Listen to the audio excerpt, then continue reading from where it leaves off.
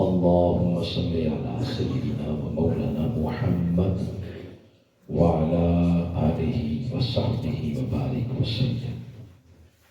تمام تشریف فرما احباب درود پاک آقا اسلام کی بارگاہ میں پیش کریں۔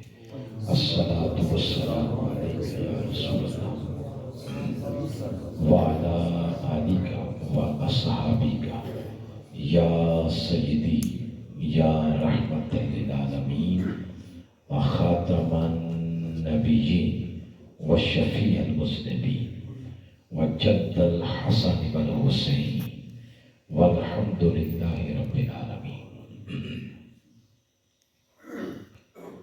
جملہ معزز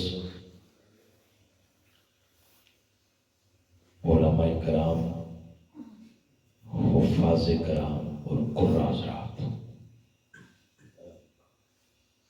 معززین علاقہ، جملہ شرکائے ختم جہلم، اللہ کی توفیق سے ختم جہلم کی بابرکت نشست ہم سب کو نصیب ہوئی ہے۔ آپ سب کے علم میں ہے کہ محترم محمود صاحب اور محترم عبدالقیوم صاحب، ان کی والد محترمہ مرحومہ مغفورہ اور ان کی سسٹر ہمشیرہ مرحومہ مغفورہ اپنا دنیا کا سفر ختم کر کے اللہ کی بارگاہ میں حاضر ہو گئی۔ دونوں مرحومہ کے لیے دعا ہے، اللہ کریم ان کی قبر کی منازل کو آسان فرمائے اور سیدہ کائنات فاطمہ الزہرا علیہ السلام کے قدمین شریفین میں جگہ عطا فرمائے۔ فیملی کے لیے یہ یقیناً ایک بہت بڑا سانحہ ہے کہ پے در پے ایک ہی گھر سے دو جنازے اٹھے، تو یہ پوری فیملی کے لیے ایک سانحہ ہے۔ پوری فیملی کو اللہ پاک صبر عطا فرمائے۔ جتنے لوگ ان کے دکھ میں شریک ہوئے، جنازے سے لے کر فاتحہ خوانی اور فاتحہ خوانی سے پھر آج ختم جہلم تک، جتنے لوگ فاتحہ خوانی میں اور دعا میں اور تعزیت میں اور دکھ میں شریک ہوئے، اللہ سب کی دعاؤں کو، سب کی تعزیت کو، سب کی فاتحہ خوانی کو مرحومہ کے حق میں شرف قبولیت عطا فرمائے، جنتوں میں اعلیٰ مقام عطا فرمائے۔ آج کی اس نشست میں نے ایک بڑی معروف آیت کریمہ تلاوت کی ہے۔ ختم کل ہو یا ختم جہلم ہو یا کوئی سالانہ برسی ہو، اس میں بہت سارے لوگوں کا اکٹھا ہونا اور پورے علاقے کا اکٹھا ہونا، بہت ساری حکمتیں ہیں۔ ایک تو اجتماعی طور پر اہل خانہ کے ساتھ تعزیت ہو جاتی ہے۔ دوسرا ہمارا جو ایک طریقہ ہے جس کو ہم ختم کہتے ہیں، اس شکل میں دنیا سے جانے والے کے لیے اجتماعی دعا کرنا، اور پھر اس میں علماء کرام کا واعظ کرنا، خطاب کرنا۔ اس کی حکمت یہ ہوتی ہے کہ ویسے ہمیں ٹائم نہیں ملتا، لوگ اکٹھے ہوئے ہوتے ہیں، لوگوں کو بتایا جائے کہ آج فلاں چلا گیا ہے، کل ہم میں سے کسی کی باری ہے۔ کوئی یہ نہ سمجھے کہ میں بیمار نہیں ہوں تو شاید ابھی میرے پاس کوئی 10 15 20 سال ہیں۔ لوگ یہ سمجھتے ہیں کہ میں ابھی فزیکلی بڑا صحیح ہوں، میری آنکھیں، میرے کان، سب کچھ اعضاء صحیح کام کر رہے ہیں، تو میں نے تو نہیں ابھی مرنا۔ ایسی بات نہیں ہے۔ ابھی کل کی بات ہے، ہمارے پاکستان کے ایک بہت مایہ ناز خطیب بھی ہیں، عالم دین بھی ہیں، محمد اقبال چشتی خطاب کر رہے تھے حضور اسلام کی معراج کے موضوع پر. خطاب کر کے ابھی اترے ہی ہیں تو ساتھ میں ان کو ہارٹ اٹیک ہوا اور فوت ہو. خطاب کیا ہے، اسٹیج سے نیچے اترے ہیں، اترتے ہوئے تکلیف ہوئی ہے، 2 منٹ کے اندر دنیا سے رخصت ہوئی. کوئی بندہ یہ نہ سمجھے کہ میں فزیکلی بڑا فٹ ہوں تو میرے پاس ابھی 10 15 20 سال ہے. موت ایک بہانہ بنتی ہے اور بہانہ کچھ بھی ہو سکتا ہے. لہذا اس وقت بندے کو سنبھلنے کا موقع نہیں ملے گا جب موت کا فرشتہ آ گیا. لہذا بندے کو ہر وقت تیار رہنا چاہیے. اور انشاءاللہ آواز ٹھیک ہو جائے گی. آپ بیٹھے رہیں، آپ توجہ کے ساتھ میری بات سنیں. آپ انشاءاللہ سب تک آواز جائے گی.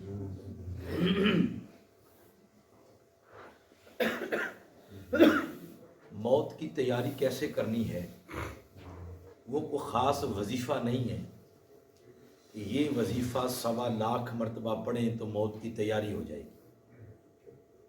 نہ ہی وہ کوئی سامان ہے جو اسلام آباد یا پنڈی سے کسی بڑے شاپنگ مال سے ملتا ہے کہ وہ سامان آپ خرید لیں تو سمجھ لیں موت کی تیاری ہو گئی. تو یہ تیاری کا نام یہ نہیں ہے. موت کی تیاری کا نام کیا ہے وہ آج آپ کو میں عرض کرنا چاہتا ہوں. موت کی تیاری کا نام یہ ہے جو اللہ کریم نے ہمیں زندگی گزارنے کا ایک نظام دیا ہے، سبحان اللہ، اس نظام کے مطابق زندگی گزاری جائے.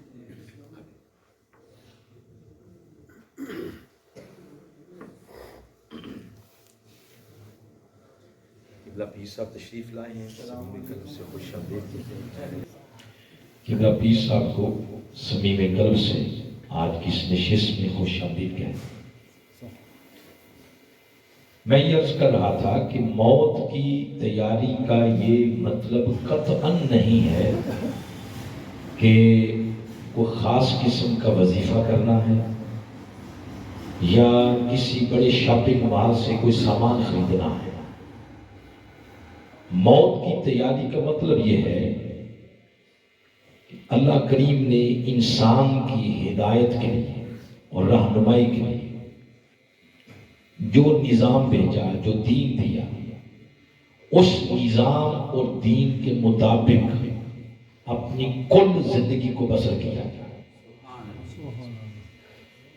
چاہے وہ عبادات ہیں، چاہے وہ بندے کی نجی زندگی، آئینی زندگی، اجتماعی زندگی، انفرادی زندگی، اس کی غمی، خوشی، تجارت، بزنس، اولاد کی تربیت، اپنی زندگی کے ایک ایک لمحے کو اس نظام کے تابع کیا جائے جس نظام کو اللہ کریم نے اپنے محبوب کے توسل سے ہمیں دیا ہے. سبحان اللہ.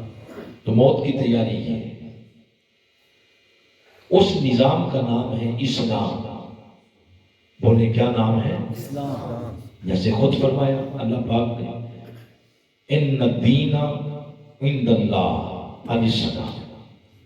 بے شک اللہ کے نزدیک دین اسلام ہی ہے، یعنی وہ دین جس کو اس نے بطور دستور حیات ہمیں عطا کیا ہے.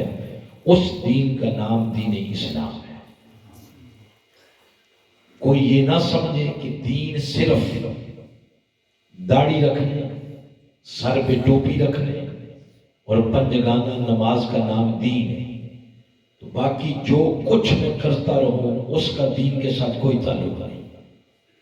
ایسی بات نہیں. اگر صرف نماز، روزہ، حج، زکوٰۃ اس طرح کے معاملات کا اللہ نے حکم دیا ہوتا تو کبھی بھی اسلام کو دین نہ کہا جاتا. اسلام کو اللہ پاک پھر فرماتا مذہب. ہمارا اسلام مذہب نہیں، ہمارا اسلام دین ہے. ہمارا اسلام کیا ہے بولے؟ مذہب نہیں ہے، دین ہے۔ مذہب اور دین میں کیا فرق ہے؟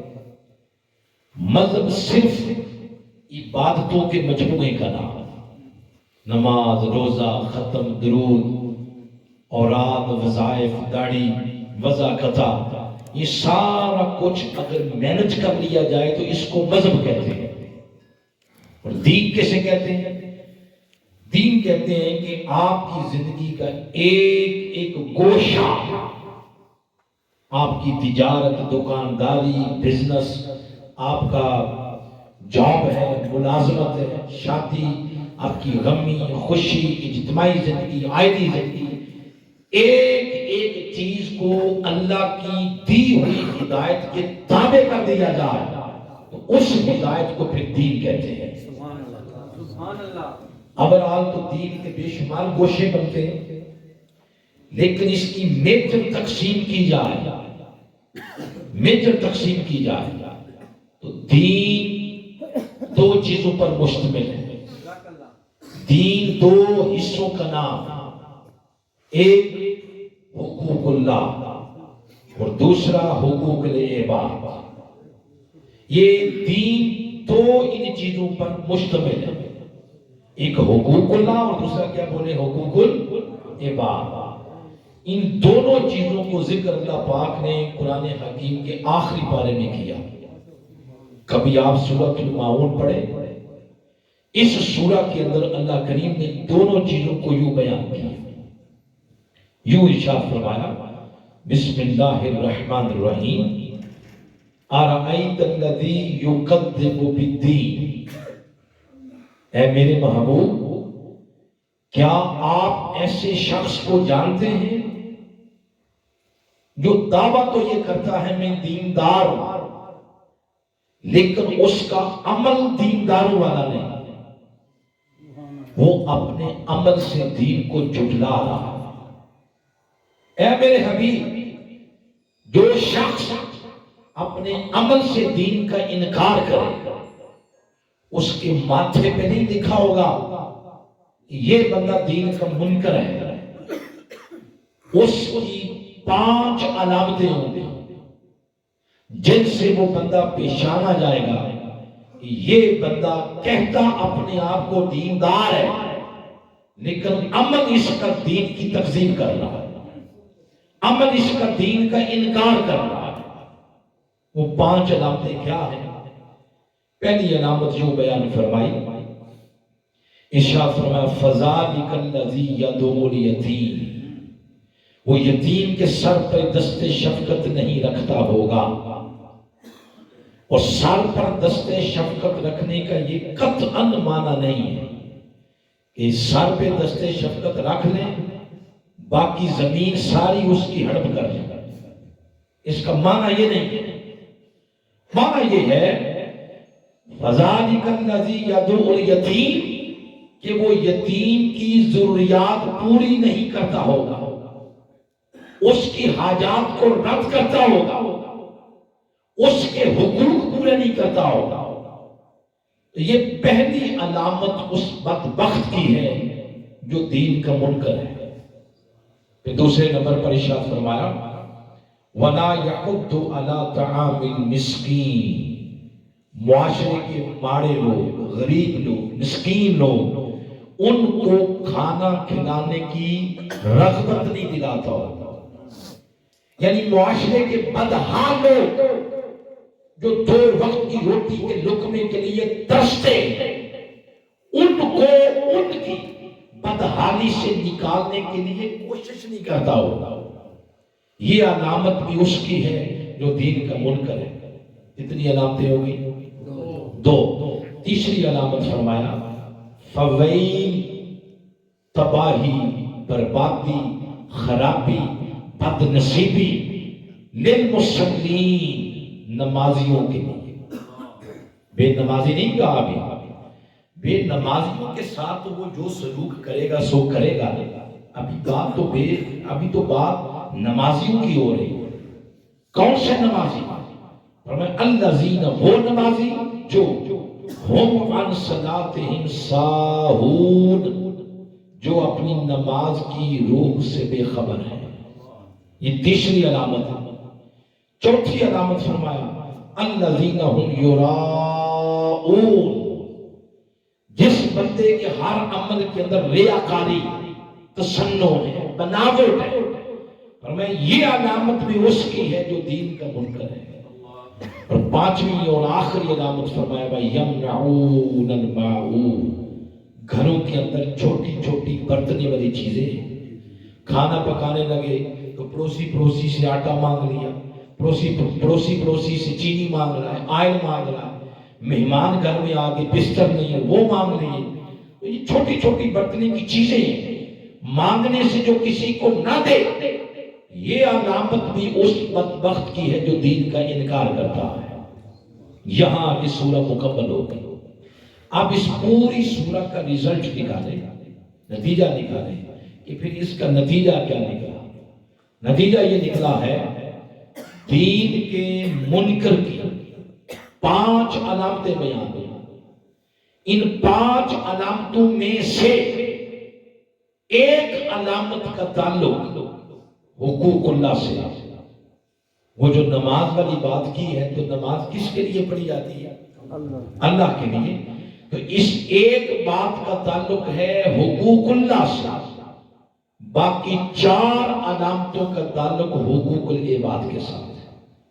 جو یتیم کی بات کی تو یتیم کی بات کر کے در حقیقت حقوق العباد کی بات کی جا رہی ہے. مسکین کی بات کی تو یہ بھی اللہ کی مخلوق کی بات ہے. آگے بات کیا ریاکاری. ریاکاری بندہ بندے سے کرتا ہے، بندہ اللہ سے نہیں کرتا، تو یہ بات بھی مخلوق کی ہے. آگے چھوٹی چھوٹی برتنے کی چیزیں اللہ نہیں بندے سے مانگتا، بندہ بندے سے مانگتا. تو یہ 4 علامتوں کا تعلق مخلوق کے ساتھ اور ایک علامت کا تعلق خالق کے ساتھ. اس مقام پر امام اعظم کو کوٹ کرنا چاہوں گا. امام اعظم اس کے تحت یہ لکھتے ہیں کہ اگر دین کے حصے بنا لیے جائیں 4 تو 4 میں سے ایک حصہ دین حقوق اللہ ادا کرنے کا نام ہے اور 3 حصے دین حقوق العباد ادا کرنے کا نام ہے. اب اگر اس کی پرسنٹیج نکالیں تو پرسنٹیج یہ بڑھتی ہے کہ 10% دین، نماز، روزہ، حج، زکات، عمرے، اوراد، وظائف، قرآن کی تلاوت، 10% دین یہ ہے اور 90% دین نام ہی اللہ کی دکھ ہی مخلوق کے دکھ دور کرنے کا. یہ آ گیا ہمارے دین کا فیس. یہ ہے ہمارا وہ دین، وہ نظام جس کے بارے میں فرمایا ان الدین عند اللہ الاسلام. لوگو وہ دین جس کو اللہ نے بطور دستور حیات، بطور نظام حیات تمہارے لیے منتخب کیا کہ اپنی کل زندگی کو اس دستور حیات کے تابع کرتے چلے جاؤ. اللہ اس جنت سے پہلے اس دنیا کو جنت بنائے گا. تو فرمایا جس نظام نے، جس دستور نے تمہاری اس زندگی کو جنت بنانا ہے، اس دستور حیات کا نام اسلام ہے.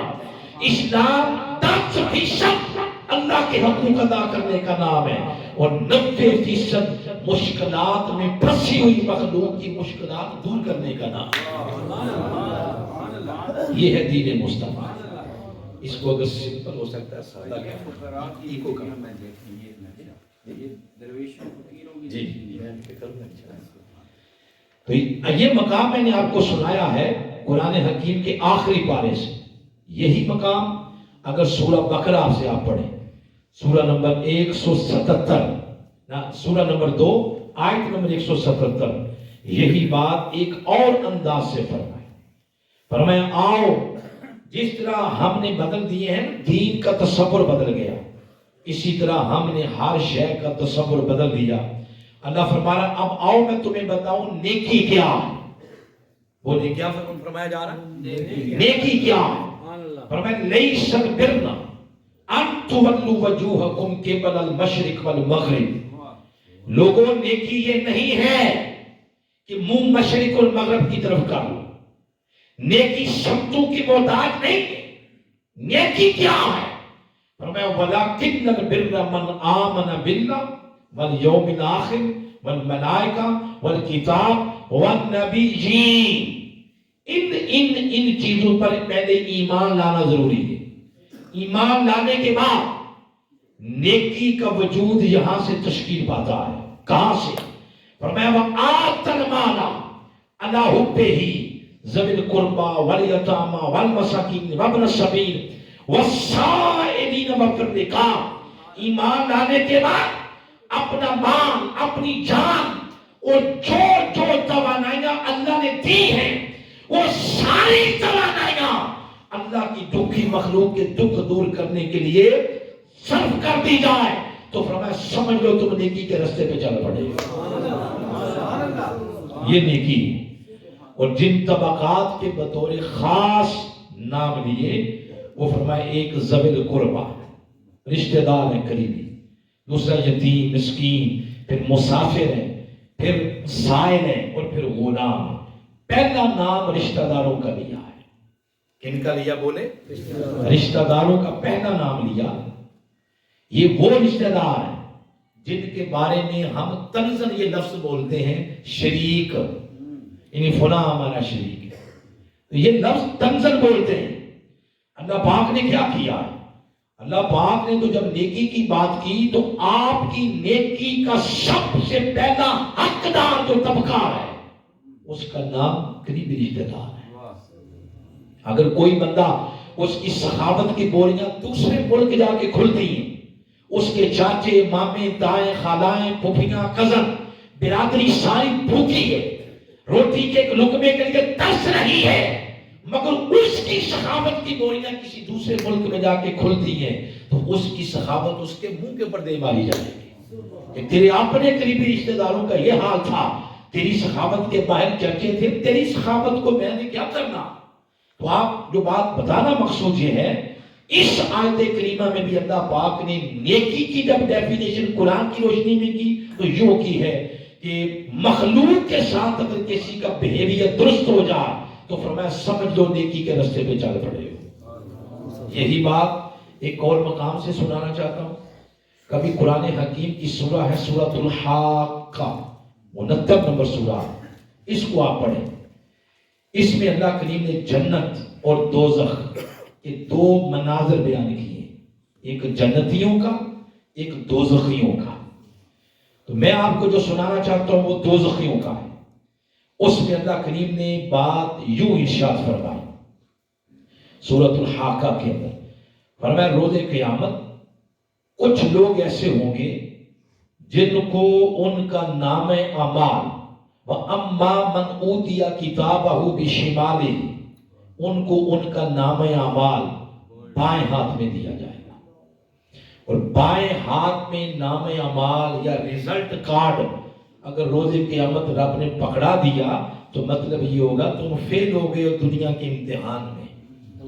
اب جب وہ بندے کے دائیں بائیں ہاتھ میں آئے گا، بائیں ہاتھ میں وہ بندہ پھر آگے سے جو منہ میں آئے گا کہے گا، دعائی دے گا، جی کو پکار کرے گا. کچھ باتیں اللہ نے قرآن میں ارشاد فرما دی. فرمایا فیقول، پھر وہ بندہ یہ کہے گا یا لیتنی، کاش، ہائے کاش، لم اوتا کتابی، کاش آج بڑی قیامت کی مجلس میں میرا نام اعمال اس ہاتھ میں نہ دیا جاتا. پھر آگے کہے گا وَلَمْ أَدْرِ مَا حِسَابِيَ، کاش یوم حساب ہوتا ہی کوئی نہ. پھر کہے گا یا لیتہا کانت القاضیہ، یہ موت نے سارے کام ہر شے کا قصہ تمام کیوں نہیں کر دیا. پھر کہے گا ما اغنا عنی مالیہ، آج تو میرے پیسے نے بھی کوئی فائدہ نہیں دیا. حالانکہ انی سلطانیہ، تو میرا تخت، میرا منصب، میرا سیاسی قدقات جس کے بل بوتے پہ میں لوگوں کے ضمیر خریدتا تھا، لوگوں کے ریٹ لگاتا تھا، عدالتیں خریدتا تھا، جج خریدتا تھا، وکیل خریدتا تھا، پورے کا پورا ماحول اپنا ہم نوا بنا لیتا تھا. آج وہ پیسہ، وہ تخت اس کے نیچے سے کھینچ دیا جائے گا. وہ باتیں کر رہا ہوگا تو اللہ فرمائے گا خذوہ، فرشتوں آگے بڑھو، بڑھ کے اس کو پکڑ لو، فغلوہ، اور اس کو طوق پہنا دو جہنم کا، ثم الجحیم صلوہ، گھسیٹ گھسیٹ کے لے جاؤ۔ پھر فرشتے اس کو پکڑ لیں گے، ثم فی سلسلۃ ذرعھا 70 ذراعا فاسلکوہ، 70 گز لمبی زنجیروں میں جکڑ کے فرشتے اس کو گھسیٹ گھسیٹ کے جہنم کی طرف لے جائیں۔ یہ منظر کشی کر رہا ہے قرآن یوم قیامت کی، جب لے جا رہے ہوں گے وہ فرشتوں سے کہے گا کہ فرشتوں 2 لمحوں کی مہلت نہیں مجھے دیتے۔ فرشتے پوچھیں گے کیا کرنا ہے؟ وہ کہے گا میں نے رب سے کو 2-4 باتیں کرنی ہیں۔ وہ کہیں گے کر لو۔ اور پھر پوچھے گا باری تعالیٰ مجھے یہ بتا میں نے کیا کیا ہے، میں نے کون سا ایسا عمل کر دیا کہ آج مجرموں جیسا میرے ساتھ سلوک کیا جا رہا ہے؟ پہلا جواب اسے یہ دیا جائے گا انہو کان لا یؤمن باللہ العظیم، اے بدبخت انسان تو اپنا جرم پوچھتا، پہلی بات اللہ یہ فرمائے گا کہ تیرا تو میری عظمت والی ذات پر ایمان ہی کامل نہیں تھا۔ اس کے ایمان کی کمزوری، اس کے ایمان کا نقص بیان کیا جائے گا۔ آگے سے وہ بندہ پڑھے گا لا الہ الا اللہ محمد رسول اللہ صلی اللہ علیہ وسلم۔ وہ بندہ دلیل دے گا کہ مولا ایمان اسی چیز کا نام ہے نا، کلمے کا، تو میں نے کلمہ پتہ نہیں زندگی میں کئی بار پڑھا ہے۔ اب آپ دیکھیں کہ یہ دیوار ہے، اسکولوں کی دیواریں ہوتی ہیں تو لکھائی کرتے ہیں نا اوپر، تو کسی دیوار کے اوپر لکھ دیا جائے کلمہ شریف تو وہ دیوار مسلمان ہو جائے گی؟ بولے تو کلمہ لکھنے سے مسلمان تو نہیں ہو جائے گی۔ تو میرا خیال ہے کہ یہ مثال ہم پہ فٹ آتی ہے۔ ہم نے بھی رٹا رٹایا، ابا جی مسلمان تھے، دادا جی مسلمان تھے تو کلمہ مل گیا، باقی کلمے کی روح تک نہیں ہم پہنچے۔ وہ بندہ کلمہ پڑھ کے اپنے ایمان ہونے کی دلیل دے گا۔ اب رب کہے گا اے نادا انسان تو نے مجھے دلیل دی ہے اپنے ایمان ہونے کی، اب سن میرے پاس دلیل ہے تیرے ایمان نہ ہونے کی۔ وہ پوچھے گا مولا وہ کیا دلیل ہے؟ ایک ہی بات اس مقام پہ قرآن نے کہی ہے، دوسری کوئی بات نہیں ہے۔ کبھی آپ گھر جا کے پڑھیں، یہ آیت نمبر 34 ہے، اس کے عدم ایمان اور کمزوری ایمان کی دلیل ایک ہی دیے۔ اس کے بعد آگے سزا کا ذکر ہو گیا کہ اس کو یہ اس جہنم میں پھینکا جائے گا اور مارا جائے گا اور گندا پیپ اس کو پلایا جائے گا، آگے یہ بات کی ہے۔ دلیل ایک ہی بات ہے، کیا؟ اللہ فرمائے گا تیرا ایمان نہیں تھا، تیرے ایمان کی کمزوری، شکم، نقص، اس کی وجہ یہ ہے وَلَا يَحُضُّ عَلَىٰ طَعَامِ الْمِسْكِينِ، تو نے کبھی کسی ماڑے بندے کو کھانا نہیں کھلایا،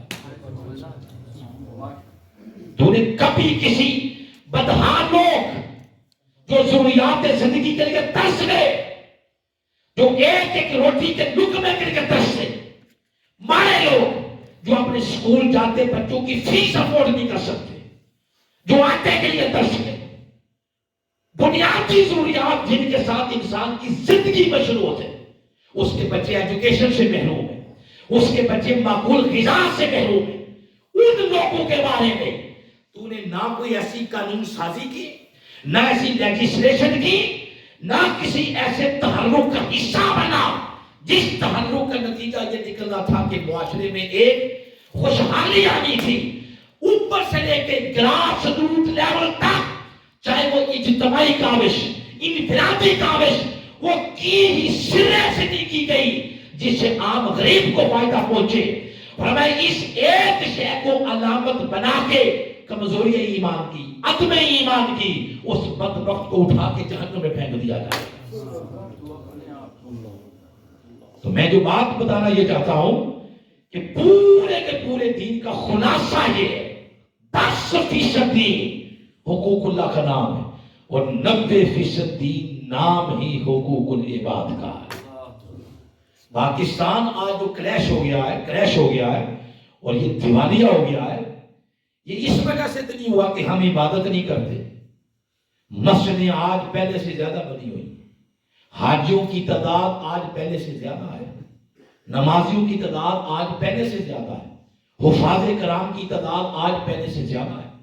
آپ اینٹ اٹھائیں، نیچے سے 2 2 3 3 4 4 عالم دین نکلیں گے۔ عبادت کی وجہ سے نہیں، ہمارے معاملات صحیح نہیں ہیں، بندے کا بندے کے ساتھ جو تعلق ہے اس میں حسن سلوک نہیں ہے، وہ رویہ ہمارا صحیح نہیں، ہمارے معاملات خراب ہوئے ہیں، تب ملک اس نہج پر جا کے پہنچا ہے۔ ہر بندہ دوسرے سے آگے بڑھنے کے لیے اس کو مارنا بھی پڑے تو مار کے اسے آگے نکلنے کی دوڑ میں شامل ہے۔ تو یہ بتایا جا رہا ہے، کبھی یہی بات، یہی تصور آپ قرآن کے ایک اور مقام سے سنانا چاہتا ہوں۔ سورہ بلد کبھی پڑھیں۔ سب سے پہلے آقا علیہ السلام کا اس کے اندر میلاد بیان ہوا، فرمایا لا اقسم بہذا البلد، اس شہر مکہ کی قسم۔ کیوں باری تعالیٰ، تو قسموں سے بے نیاز ہے، اس شہر مکہ کی قسم کیوں کھا؟ وہ فرماتا ہے وَأَنْتَ حِلٌّ بِهَذَا الْبَلَدِ، قسم صرف اس وجہ سے ہے کہ یہ شہر میرے محبوب کا جائے ولادت ہے۔ پھر فرمایا وَوَالِدٍ، اس والد کی قسم جس کی پشت میں میرے محبوب کا نور منتقل ہوا ہے۔ پھر فرمایا وَمَا وَلَدَ، اور پیدا ہونے والے کی قسم یعنی حضور کی قسم۔ میلاد بیان کرنے کے بعد اب مقصد میلاد بیان کیا ہے۔ مقصد میلاد کیا؟ فرمایا فَلَقْتَحَمَ الْعَقَبَةَ، میرے محبوب نے جا کے بتاؤ آپ کہ نیکی کی گھاٹی کیا ہے۔ وَمَا أَدْرَاكَ مَا الْعَقَبَةُ، انہیں نہیں خبر کہ نیکی کیا ہے۔ نیکی کیا ہے؟ فرمایا نیکی یہ ہے فَكُّ رَقَبَةٍ، غلامی اور محکومی کی زنجیروں میں جکڑے ہوئے معاشرے کو آزاد کرایا جاتا، اور اطعام فی یوم ذی مسغبہ، بھوک افلاس اور قحط کے دنوں میں لوگوں کو آگے بڑھ کے کھانا کھلایا جاتا۔ مطلب یہ ہے جس شے کا قحط پڑ گیا اس شے کے ساتھ آگے بڑھ کے لوگوں کی خدمت کی جائے۔ کوئی شخص یہ چاہتا ہے کہ میں نیکی کماؤں، یہ موسم نیکی کمانے کا۔ جب آپ کے ملک میں آٹے کا قحط پڑ رہا ہے، آپ کے ملک میں چینی کا قحط پڑ رہا ہے، جس شے کا قحط پڑ جائے اس شے کے ذریعے آگے بڑھ کے مخلوق کی خدمت کی جائے۔ فرمایا سب سے بڑی نیکی نام شے کا یہ جائے کہ منافع خور ان چیزوں کو سٹور کر کے ذخیرہ کر کے مخلوق کی مجبوریوں کا ناجائز فائدہ اٹھاتے ہوئے ان کے جذبات کے ساتھ کھلواڑ کریں۔ تو نیکی یہ ہے کہ قحط اور بھوک کے دنوں میں جس شے کا قحط پڑ گیا اس کے ساتھ آگے بڑھ کے مدد کی جائے۔ مثلا آقا علیہ السلام جب مکہ پاک سے مدینہ پاک تشریف لے گئے، میٹھے پانی کی قلت تھی۔ آپ علیہ السلام نے ارشاد فرمایا جو مسلمانوں کے لیے، مخلوق کے لیے میٹھے پانی کا انتظام کرے گا، میں محمد اس کو دنیا میں ہی جنت کا سرٹیفکیٹ دیتا ہوں۔ سیدنا عثمان غنی اٹھ کھڑے ہوئے، وہ گئے روما کے پاس، روما یہودی کا نام ہے، اس کا کنواں تھا میٹھے پانی کا، وہ پانی بیچتا تھا۔ تو سیدنا عثمان غنی رضی اللہ تعالیٰ نے جا کے فرمایا کہ میں کنواں خریدنا چاہتا ہوں۔ تو اس نے آگے سے کہا آپ غلط جگہ پہ آئے، میں کنویں نہیں بیچتا، میں تو پانی بیچتا ہوں، پانی خریدنا تو بات کریں، فرمایا کنواں خریدنا۔ اور ساتھ جب یہ جملہ بولا فرمایا منہ بولی قیمت ہے، جتنا کہتے ہو۔ آپ اس کی رارے ٹپکنے لگ گئی، اس نے منہ بولی قیمت لگائی، کنواں دے دیا، مگر ساتھ ہی ڈنڈی مار گیا۔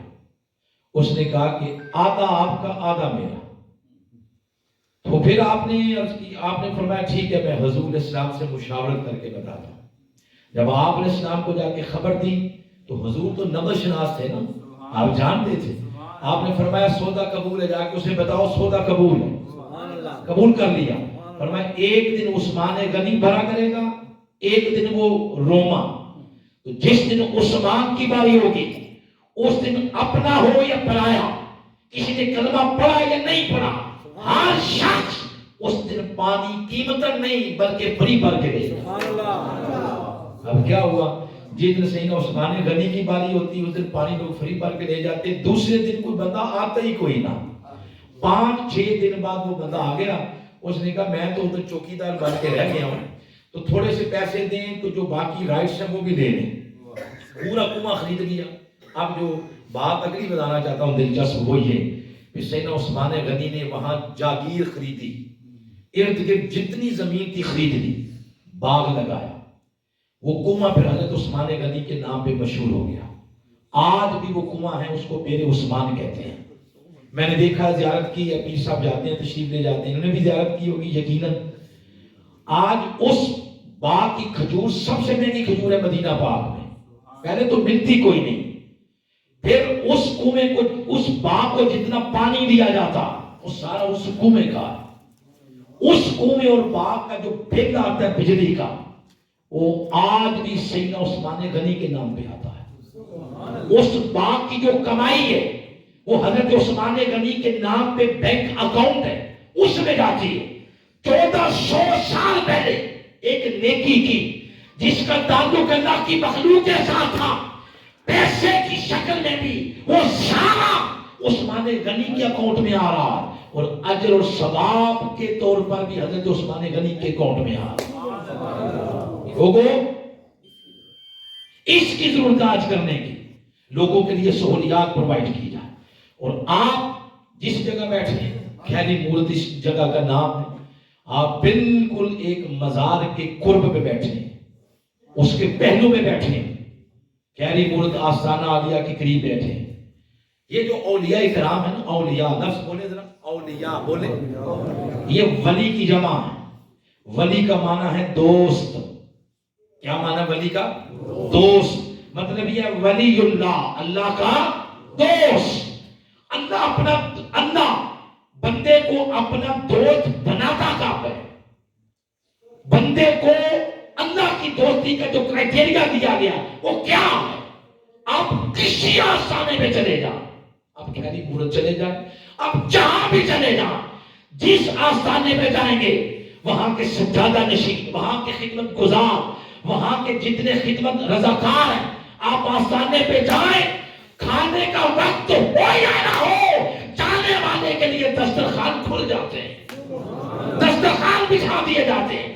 آج اسلام کی وہ اصل روح جس کو خدمت خلق کے طور پر متعارف کرایا گیا دنیا میں, اس اسلام کی اصل روح جس کو بر صغیر پاک و ہند میں جن ہستیوں نے روشناس کروایا, ان کا نام اہل اللہ, یعنی اللہ کے اولیاء, اللہ کے ولی.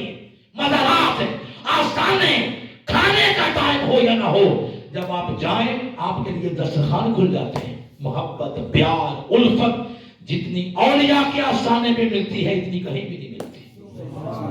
میں تو یہاں کے حیران ہوتا ہوں. 3 قسم کی ایجوکیشن یہاں فری دی جا رہی ہے. علوم شریعہ ہے, تحفیظ القرآن ہے, اور سکولیں ہیں. نہ صرف کھانا دیا گیا, نہ صرف اس تن کی غذا ہے, بلکہ من کی غذا بھی دی جا رہی ہے. یہ ہے اصل دین. تو 10% دین نام حقوق اللہ کی ادائیگی کا, اور 90% دین نام حقوق العباد کی ادائیگی کا ہے. آخری بات جس پہ میں نے گفتگو ختم کرنی ہے, اب حقوق العباد میں سے سب سے پہلا حق, حقوق العباد میں سے پہلا حق وہ والدین کا ہے. کن کا ہے بولے؟ والدین کا ہے. اللہ پاک نے اپنی 4 مقامات پہ اس نے اپنی وحدانیت کا اعلان کیا, اور یہ اعلان کیا عبادت میرے لیے. چاروں کے چاروں مقامات پر جہاں اس نے اپنی عبادت کا اعلان کیا, اپنی عبادت کے ساتھ متصل اس نے والدین کی خدمت کا ذکر کیا ہے. بالوالدین احسانا, والدین کے ساتھ حسن سلوک کرنا ہے. اور یہ ذہن میں رکھیں, کبھی یہ ذہن میں نہ آئے کہ میں نے یہ بات کر دی ہے کہ حقوق العباد میں سے سب سے پہلا حق والدین کا ہے, تو کبھی یہ ذہن میں نہ آئے کہ حضور اسلام کے حق کدھر گئے پھر. یاد رکھیں, اللہ پاک نے جو حقوق العباد رکھے ہیں نا ہم پر, جو بندوں کے حقوق, اللہ نے وہ حقوق حضور کے نہیں رکھے. وہ حضور کے حقوق نہیں ہیں. اگر وہ حقوق اللہ حضور کے بھی رکھ دیتا تو پھر تو کام برابر ہو جاتا. اللہ پاک نے اپنے حبیب کے سارے حقوق وہ رکھے ہیں جو اس نے اپنے رکھے ہیں.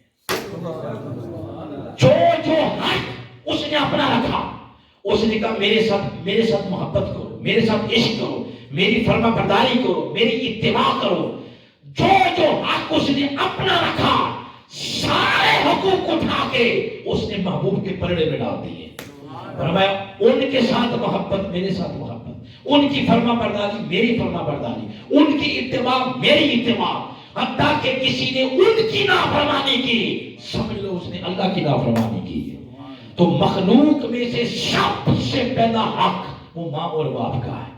محترم محمود صاحب، محترم عبدالقیوم صاحب، ان کی ماں دنیا سے گئی ہیں، ان کے لیے 2-4 باتیں کرنا چاہ رہا ہوں۔ یاد رکھیں، ضروری نہیں ہے کہ ماں کا تعلق کسی سیاسی پارٹی کے ساتھ ہو تو تبھی اس طرح کے ختم کراتے ہیں۔ ضروری نہیں کہ ماں برکلے کی پڑھی ہوئی ہو، ماں آکسفورڈ کی پڑھی ہوئی ہو، یہ ضروری نہیں ہے۔ جیسے دیکھیں گلاب کا پھول ہے، گلاب کے پھول کو انگلش میں روز کہتے ہیں، اس کو عربی میں وردہ کہتے ہیں، اپنی زبان میں گلاب کا پھول کہتے ہیں۔ مختلف زبانوں میں جب گلاب کا پھول گیا ہے تو اس کا نام بدلا ہے، تو کیا خیال ہے اس کی خوشبو میں بھی فرق آیا؟ اس کی خوشبو میں فرق نہیں آیا۔ جس طرح گلاب کے پھول ان کی خوشبو میں اور تراوت میں فرق نہیں، اسی طرح ماں وقت کے نبی کی ہو یا وقت کے بادشاہ کی ہو یا کسی دیہڑی دار مزدور کی ہو یا محمود صاحب یا عبدالقیوم صاحب کی ہو، ہر کسی کے لیے ماں کا وجود لائق احترام ہوتا ہے۔ کہنے اور سننے میں یہی آتا ہے کہ فلاں نے فیکٹری بنا لی، بڑی ترقی ہوگی، فلاں وزیر بن گیا، بڑی ترقی ہوگی، فلاں ڈالر کمانے لگ گیا، بڑی ترقی ہوگی۔ مگر ڈالر، پاؤنڈ، یورو، روپیے، فیکٹریاں، صدارتیں، وزارتیں، مربے، یہ سب مل کے بوڑھی ماں کے کمزور لبوں سے نکلنے والی دعا کا بدل نہیں بن سکتے۔ سبحان اللہ۔ اللہ اگر دل بینا دے، کیا دے؟ دلے، یہ دل کی آنکھیں کھولے، دل کے کان کھل جائیں، تو ماں جب اوپرے تھاپتی ہے، گوبر کے ساتھ جو تھاپیاں تھاپی جاتی ہیں ان کو اوپرے کہتے ہیں، ماں جب اوپرے تھاپتی ہے، اس گھڑی اگر نماز کا ٹائم ہو جائے تو وہ ہاتھ دھو کے نماز پڑھے گی، لیکن اس حالت میں اس کے کان میں کوئی جا کر یہ کہہ دے کہ تیرا بیٹا بیمار ہے، بے ساختہ دعا کے لیے ہاتھ کھڑے ہو جاتے ہیں، مولا میرے بیٹے کی خیر، مولا میری اولاد کی خیر۔ آنکھیں سے رب بھی نہیں کہتا کہ یہ دعا تو نے گوبر سے آلودہ ہاتھوں سے کی ہے، نہیں، وہ ماں کی تڑپتی ممتا کو تکتا، بس ہاتھ اٹھنے کی دیر ہوتی ہے کہ رب اولاد کی مبرم تقدیر کو بھی بدل کے رکھ دے۔ آؤ جن کے والدین زندہ ہیں وہ اس دنیا میں ہی ان کو خوش کر کے، ان کے ساتھ پیار کر کے، ان کے ساتھ محبت کر کے، ان کے ساتھ فرما برداری کر کے جنت کا رستہ متعین کر لیں۔ اور جن کے دنیا سے چلے گئے، قرآن نے جانے والوں کا تعلق پچھلوں سے توڑا نہیں، فرمایا قل رب ارحمہما کما ربیانی صغیرا، ان کے لیے پھر میری بارگاہ سے دعا کیا کرو۔ یہ جو دعائیں ختم کل کی شکل میں، ختم چینل کی شکل میں، جمعرات کی شکل میں، سالانہ برسی کی شکل میں والدین کے لیے کی جاتی ہیں، یہ سمجھ لیں قل رب ارحمہما کما ربیانی صغیرا کا مصداق ہے۔ اللہ پاک ہم آج کی ہماری اس نشست کو اپنی بارگاہ میں قبول فرمائے۔ بات یہاں پر ختم کرتے ہیں۔ جتنی باتیں منہ سے نکلی ہیں اگر اللہ کی بارگاہ میں قبول ہو گئی ہیں تو اللہ پاک ان کا اجر، ان کا ثواب محترم محمود صاحب اور عبدالقیوم صاحب، ان کی والدہ محترمہ اور ان کی سسٹر ہمشیرہ، ان دونوں مرحومہ کی روح کو پیش کرتے ہیں، اللہ ان کی بخشش فرمائے۔ یقیناً فیملی کے لیے ایک بہت بڑا سانحہ ہوگا کہ 2 جنازے گھر سے پیر در کے اٹھے ہیں۔ پوری فیملی کے لیے دعا ہے، اللہ پاک فیملی کو صبر عطا فرمائے۔ میں قبلہ 20 سال کا شکر گزار ہوں جنہوں نے آج کی اس مجلس میں مجھے مدعو کیا۔ اللہ پاک اس آستانے کے توسل سے اس پورے علاقے پر خاص رحمتوں کا نزول فرما کے آفات اور بلیات سے محفوظ فرمائے۔ وما علیہ الا